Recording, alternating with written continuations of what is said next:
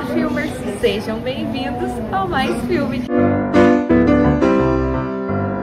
Vocês não vão acreditar, estou diretamente da coletiva de imprensa com o Celton Mello, esse grande ícone aí do cinema brasileiro, para a abertura da mostra O Amor, a Morte e as Paixões, que tem curadoria e foi idealizada pelo maravilhoso Lisandro Nogueira. E acontece diretamente do maravilhoso, o quê? Tinha que ser o melhor cinema de Goiânia, do Brasil, né? Cinex. Então, vem comigo para você conferir tudo em primeira mão e ó, conteúdo exclusivo, hein? Então já deixa seu like, se inscreve no canal para não perder nada e ativa as notificações. Boa tarde, Celton. Meu nome é Thiago Harley. Qual veio? Goiás 24 horas. Então, nós sabemos da importância do filme O Alto da Compadecida, né, para o cinema nacional, e gostaria de saber o que você acha do retorno ao Alto da Compadecida 2, como foi esse processo e como foi reencontrar algumas pessoas e novas pessoas no elenco. Gostaria que compartilhasse isso conosco. Você vê que o Alto é um fenômeno tão grande que a primeira pergunta já foi sobre o Alto, né? Ele roubou. No dia do lançamento do livro, a primeira pergunta não foi sobre o livro, foi sobre o Alto. É. Mas tudo bem, porque o Alto realmente é um fenômeno. Assim, quando a gente fez o Alto 1, a gente estava fazendo uma minissérie que poderia virar um filme. A gente sabia que ia ser muito bom, porque tinha Guel Arraes envolvido. A gente sabia que ia ser muito bom, porque era baseado na obra do Ariano Suassuna, um mestre brasileiro. O que a gente não sabia é que ia ser um fenômeno. É um fenômeno. Nós fizemos isso em 1998, há 25 anos atrás. Eu tinha 25 anos, acabei de fazer 51. Há pouco tempo ainda dava certinho 25 anos de tempo que eu tinha feito o Chicó. Eu não dou um passo em qualquer lugar do Brasil que não me perguntem do Chicó e do Alto da Compadecida. É assim, criança, adulto, senhores, classe social, não tem. É assim, é amado por gregos e troianos, é uma coisa linda. Bom, desde o 1 paira a vontade do público e o medo da gente de fazer uma continuação. Porque a coisa estourou tanto que a gente falou, melhor não mexer. Mas a gente, assim, sempre namorou essa ideia. Mas a gente foi adiando. Acho que um pouco por medo, assim, de mexer naquilo, e um pouco por outros motivos também, porque cada um vai para um canto, o Guel foi dirigir outras coisas, o Matheus eu virei diretor, tanta coisa aconteceu, né? Mas agora, alguns anos atrás, uns 3 anos atrás mais ou menos, o Guel chamou a gente para uma conversa e trouxe essa ideia. E todos ficaram muito emocionados, assim, a gente ficou achando que era um momento bom mesmo de retomar o Alto. Acho que a gente estava assim, com vontade de retomar o Alto. Boa. E acho que o público brasileiro merecia também esse retorno, a gente também. Então o Alto da Compadecida 2, agora já tem data, então posso falar, o filme estreia no dia 25 de dezembro desse ano. Por que tão longe? Porque é um filme com muito efeito especial. É um filme com uma pós-produção que eu não me lembro de outro filme brasileiro ter tido. E também o lançamento do Alto da Compadecida 2 também vai ser ousado e gigante, como nenhum outro filme brasileiro também já foi. Assim, tudo sobre o Alto é muito, é grande, a expectativa é grande, o lançamento será grande, mas o mais importante, o roteiro também ficou grande, a altura do 1, as pessoas novas que entraram também são grandes artistas. O reencontro com o Matheus foi muito emocionante, porque era como se a gente retomasse duas entidades, assim, né? Parece que nem a gente. A impressão que eu tenho é que eu não precisei nem fazer muito esforço. Eu pus a roupa do Chicó, olhei no espelho e falei, caramba, o Chicó de novo, mais velho. Assim, o tempo passou, normal, ok. Mas é ele, eu botava a roupa, eu olhava no espelho e falava, caraca, é o Chicó. E o Matheus a mesma coisa. E ele olhava pra mim e ficava emocionado, eu olhava pra ele e ficava emocionado. E a gente mais velho também, então a gente saboreou mais, parece. A gente seguro também. Então acho que parece que tudo deu certo, assim, acho que era pra ser agora mesmo, não era antes, entendeu? A maturidade da gente, o que o Guel diz, é como se fosse um encontro de artistas muito preparados para isso, para o tamanho dessa responsabilidade. Assim, eu virei diretor, roteirista, Matheus também, então não era mais assim, atores foram lá, decoraram o texto e o Guel dirigia, não. a gente trabalhou juntos, mexemos no roteiro, eu adaptei coisas do diálogo, do Chicó, todo mundo trabalhando em conjunto. Então vai ficar um filme muito à altura do que o povo espera. Não sabemos se vai ficar melhor ou pior. Possivelmente nunca vai bater o 2, o 1 é intocável, é uma obra-prima, é eterna. Mas ele vai causar uma emoção gigantesca no público, de reencontrar esse universo e esses dois personagens. Com certeza. Posso fazer? Boa tarde, Celton. Meu nome é Débora Tomazelli. Eu tenho um veículo independente chamado Mais Filme, onde eu dou dicas de filmes, faço críticas e tudo mais. Então eu gostaria de saber, né, já é a sua terceira vez aqui na mostra, né? Você foi padrinho da primeira, se não me engano, em 2017 você voltou. Qual é a sensação de estar de volta aqui na mostra, em Goiânia? Como que é ajudar a fomentar o cinema brasileiro, o cinema goiano, que precisa tanto? Sim. É sempre um prazer voltar. Eu vim algumas vezes a Goiânia, na mostra, eu não me lembro se foi 3 vezes, eu tenho a sensação de que foi só uma, a primeira e agora, eu acho, tá? Não tenho que ter muita certeza. É muito legal ver como ela cresceu, como ela incorporou, é muito bem realizado, né? É um trabalho de muita gente, mas encabeçado pelo professor Lisandro e o Gerson, que são os dois pilares dessa mostra. É muito legal ver a cultura sendo espalhada, bom cinema sendo espalhado, né? Assim, filmes pensantes, filmes que fazem você pensar, cinema de qualidade, cinema de arte. Então, assim, a mostra aqui de Goiânia não deve nada ao Festival do Rio, a Mostra de São Paulo, de qualidade. Você vê aqui filmes de Cannes, filmes de Veneza, filmes do Oscar, filmes brasileiros, filmes que circulam nos grandes festivais e filmes brasileiros também. Aliás, falando em filmes brasileiros, eu sugeri aos dois que a partir do ano que vem os filmes brasileiros comecem a ser uma mostra competitiva, como é no Rio de Janeiro a Premiere Brasil. E eles gostaram da ideia e acho que eles vão começar a fazer isso mesmo a partir do ano que vem. Porque eu acho que isso é estimulante, entendeu? Eu falo isso de cadeira mesmo. Assim. Eu sei que o cineasta que fez um filme, ele vai gostar da ideia de vir para Goiânia e saber assim, pô, meu filme ganhou o melhor roteiro, mas aí o outro fala, ganhou o melhor roteiro, mas o meu ganhou a melhor atriz e a melhor fotografia. Isso vai para cartaz, isso espalha o nome da mostra, aí já vira um clima assim, eu quero ir para lá, aí o outro fala, bem Gramado, mas eu ganhei Goiânia. Isso é saudável, é mais gente querendo vir, cria um buchicho, assim, sabe, bom. Eu acho que é só bom, mas vai incorporando cada vez mais. Dentro do Sesc, né, parceiro, se eu não me engano, mais recente, a mostra, o Sesc é um difusor de cultura brasileira, é quase um Ministério da Cultura paralelo, assim, que temos no Brasil. A perda do Danilo Miranda, assim, o cabeça principal assim, do Sesc do Brasil, é uma perda irreparável, um grande homem pensador do Brasil.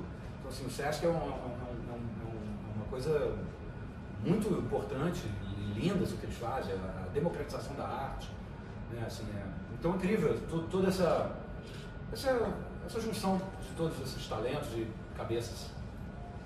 Obrigada.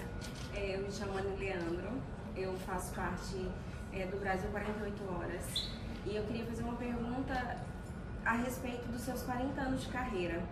São muitos anos, sim, são muitos trabalhos em diversas áreas. Eu tive a oportunidade de ver você trabalhando teatro, TV, cinema, áudio, e eu queria que você falasse um pouco sobre um projeto que é muito querido, assim, particularmente, mas sobre França o Labirinto. Como é colocar a voz num áudio que a gente só tem aquilo? E como é dar vida porque a dublagem já faz parte do seu trabalho, mas essa questão da voz, como é isso? Como foi? É ótimo, você está me dando chance de falar de mais coisas legais. Então, França o Labirinto foi uma ideia do Jovem Nerd do Azaghal, que eu não conhecia, assim, é ignorância mesmo, eu não conhecia esse universo, não era um cara muito que eu via podcasts, aí eu fui estudar quem eram os caras, aí vi que eles são gigantescos, com uma base de fã-clube gigantesca, e eles me convidaram para essa audiosérie, que você pode dizer que é uma releitura das antigas novelas de rádio. Aqui está ali no fundo, tá ali o Marcelo Vindicato, roteirista dos meus filmes, no último filme da minha vida, eu fiz uma homenagem às novelas de rádio, tem uma cena que a personagem fica ouvindo, aí entra o comercial, isso era o que minha mãe ouvia, novela de rádio. Então é como se fosse novela de rádio adaptado para os dias de hoje, então muito a qualidade 3D de áudio, né, que você ouve os sons de uma forma binaural, então assim, a coisa técnica é muito impressionante. Mas o principal mesmo é o roteiro do Fábio Abu, do Leonel Caldela.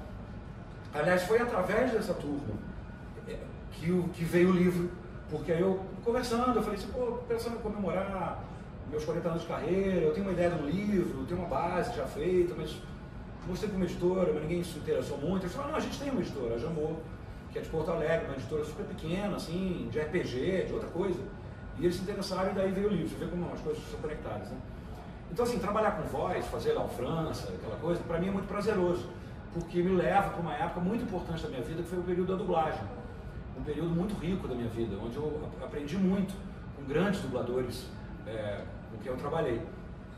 Nos mitológicos estudos da Herbert Richards, que não existem mais, que vocês até hoje ouvem, versão brasileira Herbert Richards.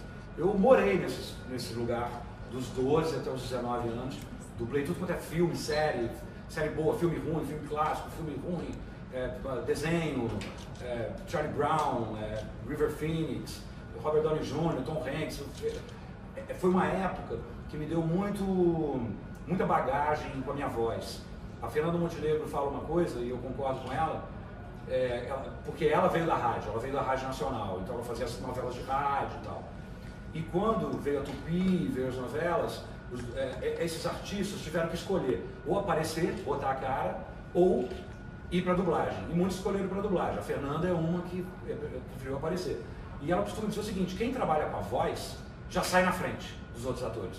Porque tem um traquejo tão grande com as palavras e com o texto, que numa primeira leitura parece que já fica bom. Você lendo, tem muita gente que você vai fazer uma leitura, as pessoas ficam meio lendo. A gente já está lendo e já propondo alguma coisa. Isso é da dublagem. Isso é um ganho que eu tive da época de dublador. E aí aproveito já o gancho, que tem uma imprensa aqui, é bom que isso se espalhe, que está acontecendo um movimento muito importante chamado dublagem viva. E que eu sou completamente a favor, até porque eu sou um fã da dublagem, eu aprendi muito na dublagem, tenho grandes amigos dubladores até hoje que eu admiro, acompanho, e tem todo esse movimento da inteligência artificial substituir os dubladores. Né? Você pega hoje a voz do Tom Cruise e põe ele falando português, põe ele falando italiano e não precisa mais de dubladores. Não, precisa sim dos dubladores. Porque muita gente aqui deve ser fã da Nova Onda do Imperador, que é um trabalho que eu fiz que foi muito marcante na dublagem. Aquele trabalho, ele é incrível exatamente porque ele tem o molho da gente. Tem a minha graça, tem o charme do que o Garcia Júnior fez, que é o diretor e tradutor daquele texto. Ele que inventou diálogos, e eu e ele pirando, falando coisas que nenhum tradutor faria. E isso é um trabalho vivo, isso é um trabalho de artista, isso é arte, isso é uma arte de você criar, você dar um molho, você botar um sotaque de algum lugar, botar uma graça, uma expressão de Goiânia, uma expressão de Fortaleza, e isso aproxima o público. Então, totalmente a favor do movimento da dublagem viva e que a inteligência artificial seja apenas uma ferramenta para ajudar, talvez, a ser mais rápido, ou alguma coisa na parte técnica, mas não na parte artística. Marcos Cardoso, site Arroz de Fiesta. Eu gostaria de saber, no livro você convida algumas pessoas a fazerem perguntas. Quais são uma pergunta que mais te tocou? Eu tive várias perguntas bem tocantes e surpreendentes. Mas acho que a pergunta da minha querida amiga Alice Wegner, que é um dos grandes talentos da geração dela, e ela perguntou sobre assim, uma grande dor na minha vida, e aí foi a primeira vez que eu falei sobre o estado da minha mãe. Né? Até então a gente não falava disso. Sei lá, era quase um tabu, ou não queria expor, ou eu não queria falar sobre isso. Mas quando eu me dei conta de que eu estava fazendo um livro sobre memória, foi um momento que eu achei que era fundamental falar da minha mãe. Primeiro para homenageá-la, assim, a mulher mais importante da minha vida. Vivemos num país sem memória. Isso é famoso já, né? O Brasil não tem memória. A gente esquece os ídolos, não valoriza as pessoas, esquece quem já foi antes de ontem. Então, assim, é um livro que fala de memória, homenageando uma mulher que perdeu a memória. Então é uma mãe que perdeu a memória e um filho resgatando a memória, não só minha, mas de uma família. Então acho que foi a pergunta mais marcante, porque aí eu pude abrir algo muito íntimo. E eu já vi agora acontecer, porque agora, né, o livro foi para o Brasil, e as pessoas estão lendo. Aliás, é um dos livros mais vendidos de não ficção no Brasil, é legal dar essa informação. Ele já entrou na categoria de best-sellers, assim, de livros bastante vendidos. E eu já começo a ter um feedback muito positivo disso, por exemplo. Pessoas muito emocionadas do tipo: Celto, obrigado pelo teu livro, porque o meu pai tem Alzheimer, e foi assim, o meu melhor amigo, a pessoa que eu mais tinha conexão, e ele, tô vendo ele diariamente perder a memória, isso para mim é muito duro. Então, muito bonito o jeito que você fala da tua mãe, a relação com ela. Esse teu livro me ajudou, de uma certa forma, a lidar com a dor que é a perda de memória do meu pai. Então, quando você joga uma garrafa ao mar, como é fazer um livro, como é fazer um filme, mas um livro é mais do que um depoimento pessoal, né? Diferente do que um personagem. Então, acho que emociona bastante, e acaba ajudando muita gente. Obrigado. Prazer em conhecê-lo. Celto Answiliza Cardoso, do Diário de Goiás. Parabéns pelos 50 anos de vida, 40 anos de carreira, né? Eu gostaria que você desse um conselho para essa galera mais jovem que está adentrando no audiovisual, com a sua vasta experiência, né? Aqui em Goiânia nós temos diversos incentivos que fomentam, né, o audiovisual. Eu gostaria que você desse um recado aí para esse pessoal. Legal. Bom, eu acho que se você tem essa vocação, se você tem esse desejo de se expressar os seus sentimentos, expressar coisas sensíveis, então continue, porque precisamos dessa sensibilidade no mundo, não só no Brasil, no mundo. Precisamos espalhar isso. E o artista, ele é uma antena, e ele depois ele capta as coisas que estão no ar, e depois ele expressa essas coisas. Então nós somos porta-vozes assim, das nossas subjetividades, do que a gente tem de mais íntimo, do que a gente tem de mais sensível, e isso ajuda a alargar o pensamento crítico, né? Então o artista, o pensador, o escritor, o jornalista, enfim, são pessoas fundamentais, porque ajudam a alargar a nossa cabeça, nosso horizonte, né? Você vê um livro que te emociona por algum motivo que você não entendeu ainda muito bem, mas ele te emocionou de um lugar e aquilo te expandiu, aquilo expande, né? Alguém falou, algum pensador, algum físico, não sei quem falou, que é uma mente expandida nunca mais volta ao seu tamanho natural. Eu não lembro quem, é alguém muito importante que eu estou lembrando, não estou lembrando quem para dar o crédito. Mas é um pouco isso. Então a função de um artista é muito bonita, muito nobre, muito sutil. E é isso, que tenha mais gente assim, porque o mundo precisa. São Paulo, da Acontece em Goiás. E você já tem várias facetas, agora escritor, diretor, ator, roteirista. E o que falta para você na carreira? O que você ainda quer realizar? Boa pergunta. Eu não sei ainda o que eu quero realizar. Realmente eu realizei já muita coisa. Se eu resolvesse parar agora, eu estaria parando bem. Assim, eu teria orgulho do que eu construí até aqui. Mas eu tenho muita vontade ainda de fazer outras coisas novas. Eu não sei te dizer o quê. Eu acho que eu gostaria de atuar em outras línguas também. Eu fiz isso pouco, mas eu já tive essa experiência. Fiz um filme chamado Soundtrack, o filme é todo em inglês. Fiz uma participação num filme chamado Lope, um filme espanhol. Eu gostei dessa experiência, mas não é uma coisa fácil de acontecer. Então, se acontecer, eu gostaria. Seria uma coisa divertida, assim, desafiante, porque é difícil. Você tem que fazer ainda pensar numa língua que não é a tua. Isso é uma coisa que eu fiz pouco e acho que eu gostaria de fazer mais. Mas não é tão simples assim, né? É só um desejo, é só se acontecer e tal. Isso é uma coisa, por exemplo, assim, que é vontade. Eu queria voltar um pouquinho no livro. Eu acho que tem até a ver com o que você estava dividindo na primeira pergunta sobre a experiência de viver Chicó, isso tudo. Que você falasse um pouquinho mais sobre a experiência de escrever o livro em si, assim, você repassar todas essas suas memórias e por que agora você decidiu dividir isso tudo com a gente, né? Esse livro nasceu, assim, o desejo do livro nasceu na pandemia. Na pandemia eu estava trancado em casa, nos primeiros 3 meses eu de fato nem na portaria eu fui, aquele medo de morrer, aquele medo de acabou o mundo, não vai ter vacina para isso, e o que faz com esse fim do mundo? Eu comecei a fazer o que dava para fazer, que é literalmente arrumar gaveta, juntar livro, separar coisa, para passar tempo. E num movimento desse, eu achei uma foto, e atrás dessa foto tinha a letra da minha mãe, escrito data tal, 1980 e tal. Eu falei, caramba, 40 anos. 40 anos de carreira. Que louco. Deu assim uma sensação de, nossa, voou 4 décadas nisso. Quanto tempo? Então ali eu comecei assim, pô, eu podia elaborar isso, eu podia transformar isso num livro. Mas de que forma, né? Como é que eu faço isso? Escrevo um livro, um romance, eu escrevendo, chamo alguém, chamo um jornalista para me entrevistar. E aí nesses pensamentos, veio a coisa de, acho que eu vou chamar umas pessoas para me fazerem perguntas. E aí eu comecei, na pandemia, na verdade. Comecei a pedir para algumas pessoas, tanto que tem pessoas que estão no livro que já faleceram.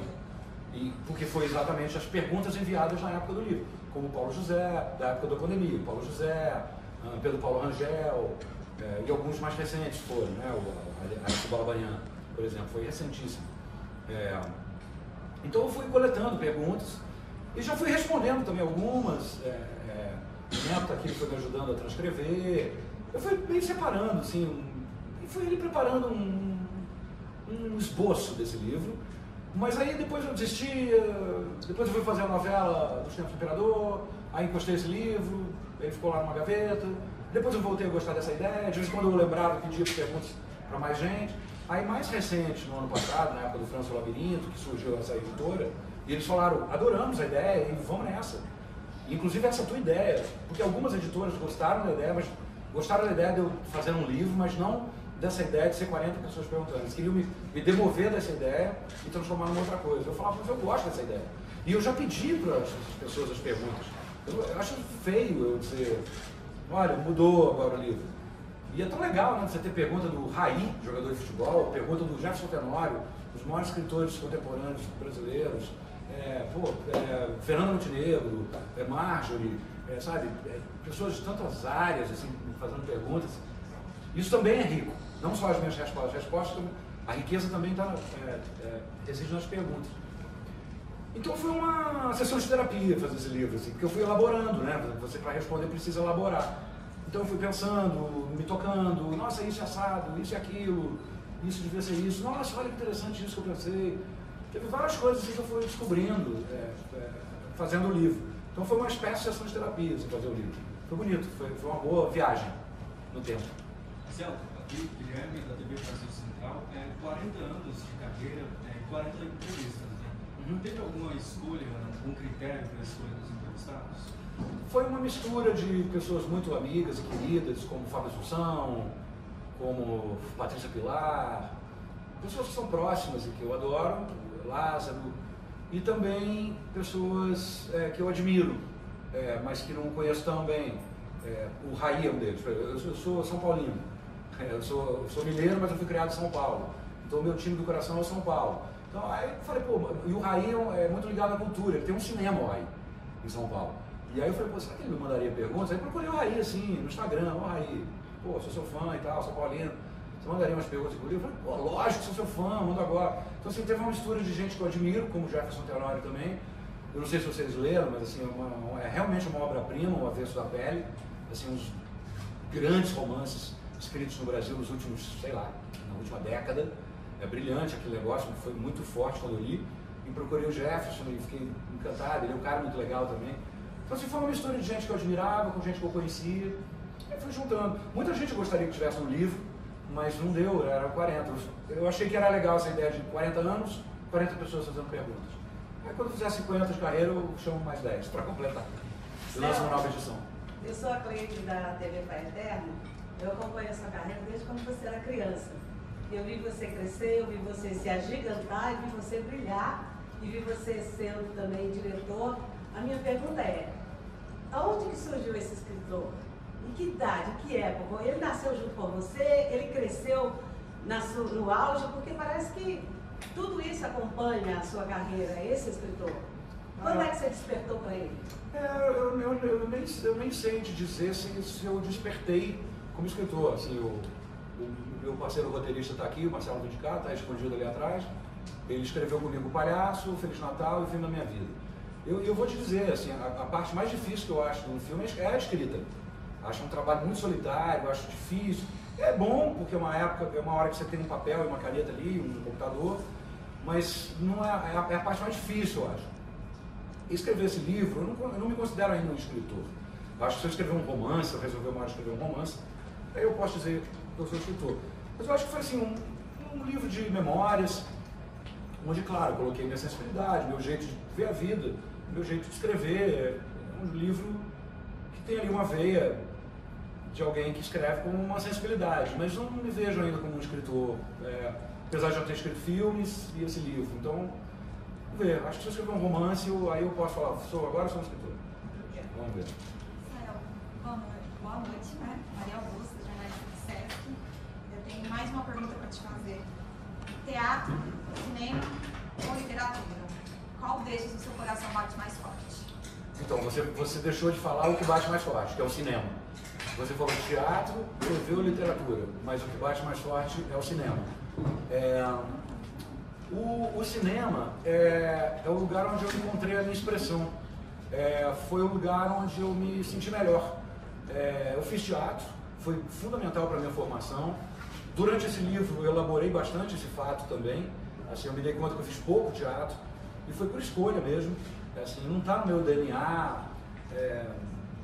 Mas ao elaborar isso, eu também comecei a ter vontade de fazer teatro de novo. Porque também, assim, eu estou sempre em busca de algo que me dê brilho no olho.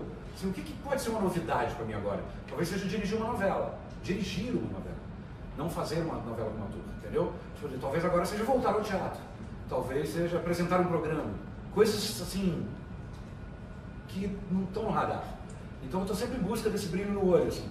E o cinema, quando eu comecei a fazer cinema, é o lugar onde eu me senti muito à vontade, onde eu achei que a minha expressão, achei a melhor tradução da minha sensibilidade, assim, acho que e também combina com a minha mente, que é muito dinâmica.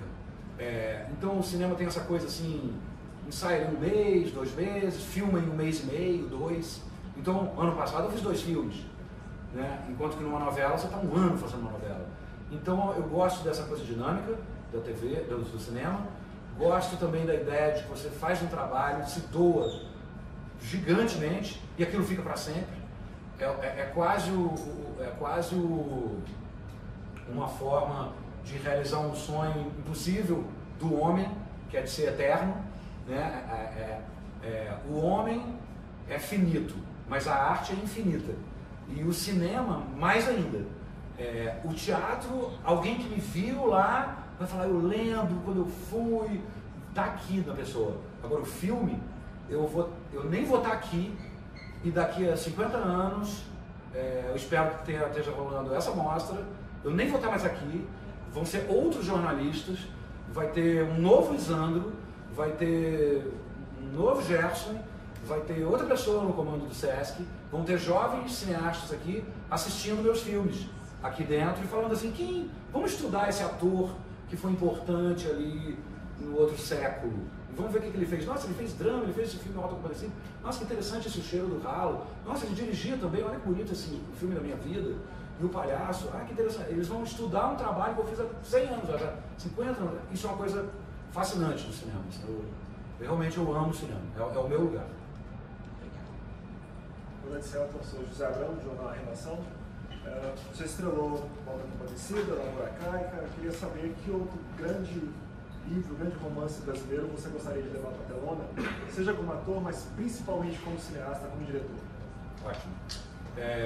Eu já disse no livro, então não há nenhuma inconfidência, mas eu tenho um sonho, eu sou capricorniano costuma ter sonho e realizar as coisas. Ele não fica viajando muito, não, ele vai e faz.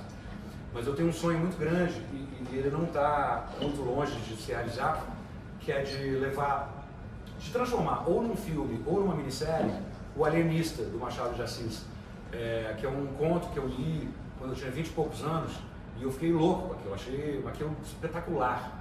Assim, eu fiquei encantado com aquela história, o Simão Bacamarte, aquele personagem que é um médico que estuda a mente humana. Você vê que é um assunto recorrente também do meu interesse, né? Um cara que fica 5 anos, 6, 8 anos da vida fazendo sessão de terapia, quer fazer o Machado de Assis contando que história? Um médico que estuda a mente humana e que estuda qual é o limite entre a loucura e a razão, mas com muito humor, de um jeito muito machadiano. E na verdade a gente já adaptou, o Marcelo Vindicato, que está aí, trabalhou comigo nessa adaptação, junto com o Felipe Miguel, a gente adaptou para a Globo em formato de minissérie, mas é um projeto caro, que é de época e tal, então não sei se eles pretendem fazer. É até uma conversa que eu pretendo ter com eles. Se eles não pretendem fazer, se eu, sei lá, pego aquilo de volta e transformo num filme. Mas assim, eu adoraria levar Machado de Assis e esse conto específico para o cinema ou em formato de minissérie, porque aquele negócio é extraordinário, assim, é hilário, é comovente, é maluco, faz pensar e coloca a luz sobre um grande escritor, um dos meus preferidos, que é Machado de Assis. Isso é outra coisa também da arte, né?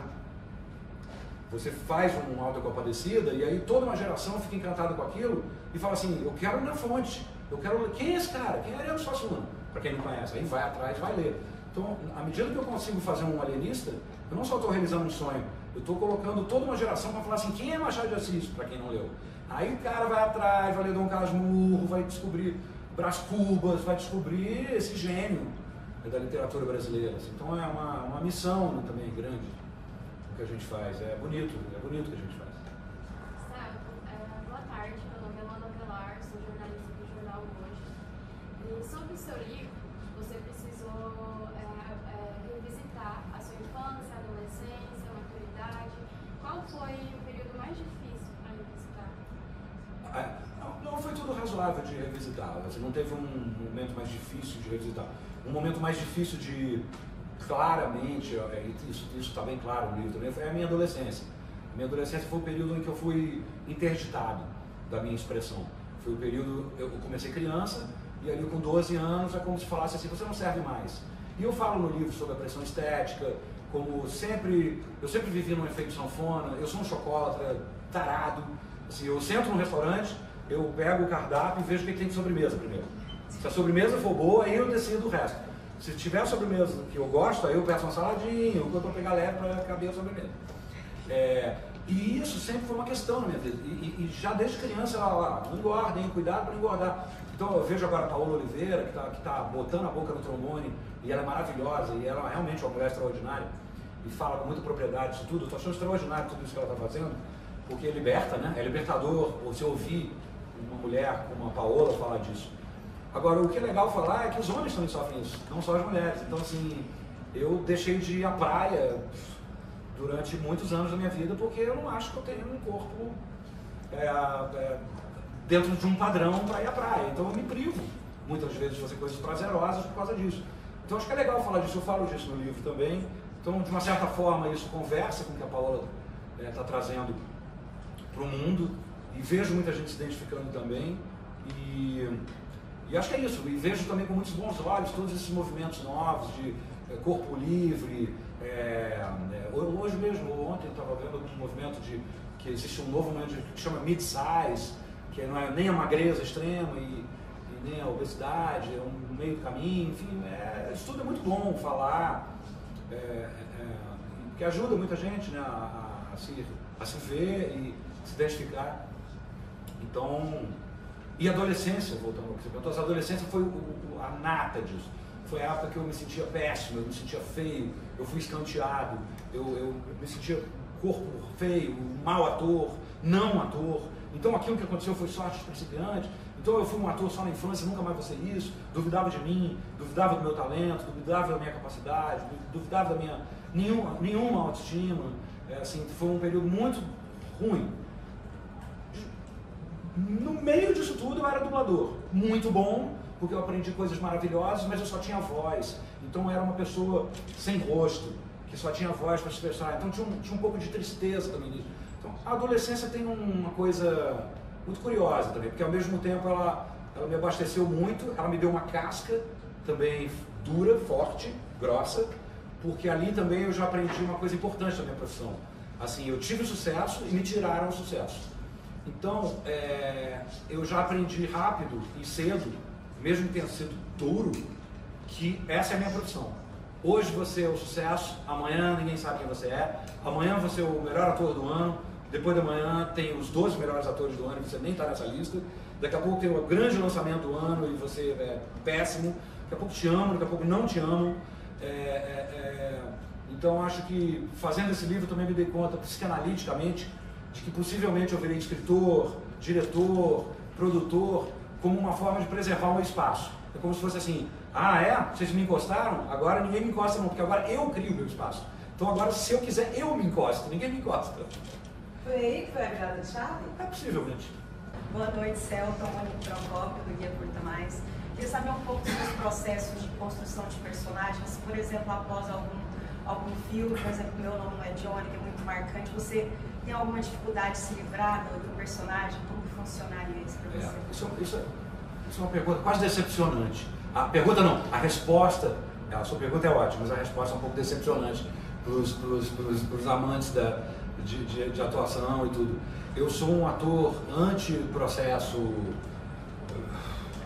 mergulhos, eu sou muito leve, assim, eu acho que por ter começado muito cedo, eu já descobri muito rápido como me expressar.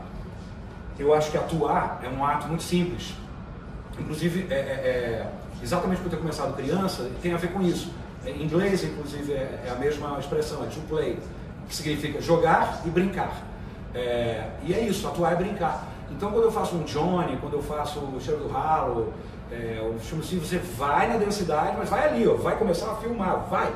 Aí eu faço assim, mergulho, pulo de um precipício, cortou, já estou fora brincando e trocando ideia. Então, muito raro eu ficar assim tomado por um personagem, ou depois ficar dificuldade para sair. Não, eu tenho um distanciamento assim, quase exacerbado. Assim, eu entro, jogo o jogo e saio. Assim. Acho que isso é uma capacidade que a infância me deu, o fato de ter começado criança. Então, eu acho que eu conheço muitos atores que são assim bem, que a gente chama, nos Estados Unidos eles chamam de ator método, que é o método de Lee Strasberg, Stanislavski, são personagens que os atores viram o personagem, eles começam a falar assim, não me chame pelo meu nome, me chame pelo nome do personagem, não fala comigo quando eu tiver... eu não sou esse tipo de ator, eu sou um ator, eu sou outro tipo de ator. Eu quase assim não tenho preparo, o meu mundo ideal quase não teria um preparo. Não precisa ter ensaio, a gente faz umas leituras, bate um papo e vai filmar. Eu sei que vai ficar bom, confia, vai ficar bom. Mas beleza, mas como ator, eu trabalho também com métodos diferentes. Assim, eu fiz um filme do Walter Salles no ano passado, e o Walter ensaia loucamente.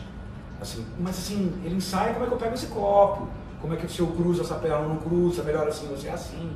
É um negócio assim, pro meu temperamento, enlouquecedor. E disse isso pra ele, falei, Walter, muita dificuldade eu tenho com esse teu método.